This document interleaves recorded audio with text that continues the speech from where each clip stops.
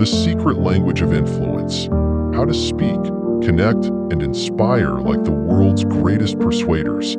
It was a crisp autumn morning in 1963 when Martin Luther King Jr. stood before a crowd of 250,000 people at the Lincoln Memorial.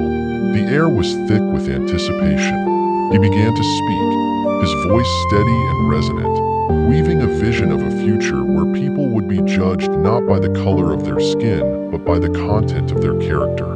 By the time he reached the crescendo of his speech, "I have a dream," the crowd was electrified.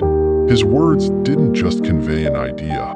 They stirred emotions, ignited hope, and inspired action. That day, King didn't just deliver a speech. He demonstrated the extraordinary power of persuasion. But what makes someone persuasive? Is it charisma, logic, or something deeper? To answer this, we'll journey through history, science, and real-world applications, uncovering the secrets of persuasion and how you can harness them in your own life. Persuasion is as old as humanity itself. Ancient Greek philosophers like Aristotle were among the first to study it systematically. In his work Rhetoric, Aristotle identified three key elements of persuasion: ethos, credibility; pathos, emotional appeal; and logos, logical argument. These principles remain foundational today. Take the example of Winston Churchill during World War II. Facing the threat of Nazi invasion, Churchill didn't just present facts about the war. He appealed to the British people's courage and resilience. His famous speech, "We shall fight on the beaches," was a masterclass in pathos, stirring emotions and uniting a nation. It wasn't just what he said, but how he said it. His tone, his pauses, his conviction, that made his message unforgettable. Modern psychology has uncovered fascinating insights into how persuasion works. Robert Cialdini, a renowned psychologist, identified 6 principles of influence in his book Influence: The Psychology of Persuasion. Reciprocity. People feel obliged to give back when they receive something. Think of the free samples at a grocery store. They make you more likely to buy the product. Commitment and consistency. Once people commit to something, they're more likely to follow through. That's why signing a pledge or making a public statement can be so powerful. Social proof. We look to others to guide our behavior. Ever noticed how crowded restaurants seem more appealing? That's social proof in action. Authority. We trust experts and figures of authority. This is why doctors in white coats or testimonials from industry leaders are so effective. Liking. We're more likely to be persuaded by people we like. This is why building rapport and finding common ground is crucial. Scarcity. We value things more when they're rare or limited.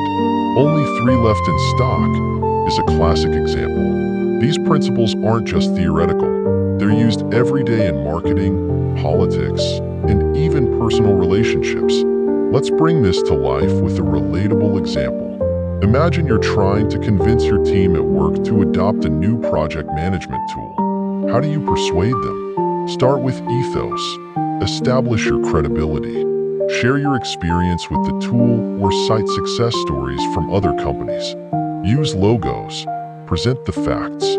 Explain how the tool will save time, reduce errors, and improve collaboration. Appeal to pathos.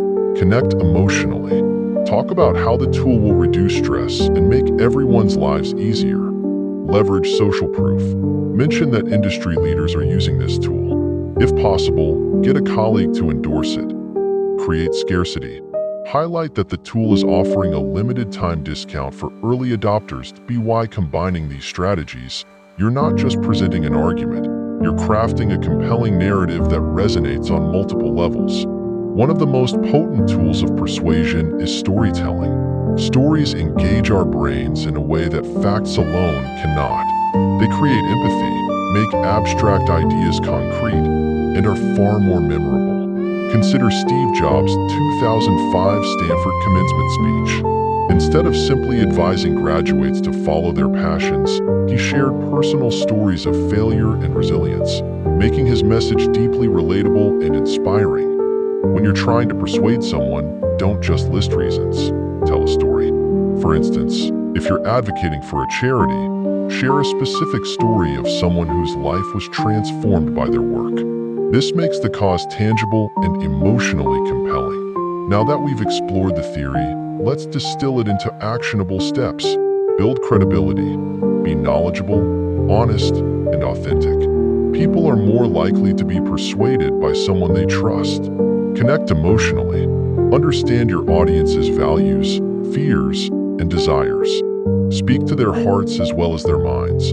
Use logic, but don't overdo it. Present clear, evidence-based arguments, but avoid overwhelming people with too much information. Leverage social proof.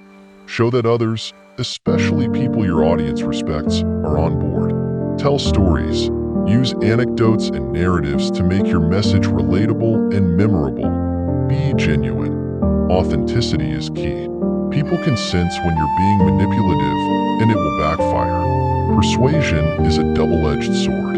It can be used to manipulate or to inspire, to divide or to unite. As the great Maya Angelou once said, people will forget what you said, people will forget what you did, but people will never forget how you made them feel.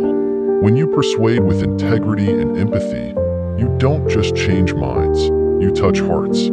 So, the next time you find yourself in a position to influence others, remember the lessons of history, the insights of science, and the power of storytelling. Whether you're pitching an idea, advocating for a cause, or simply trying to get your kids to eat their vegetables, persuasion is an art you can master, one that can enrich your life and the lives of those around you. And who knows, maybe one day, your words will be the ones that inspire a crowd, spark a movement, or change the world.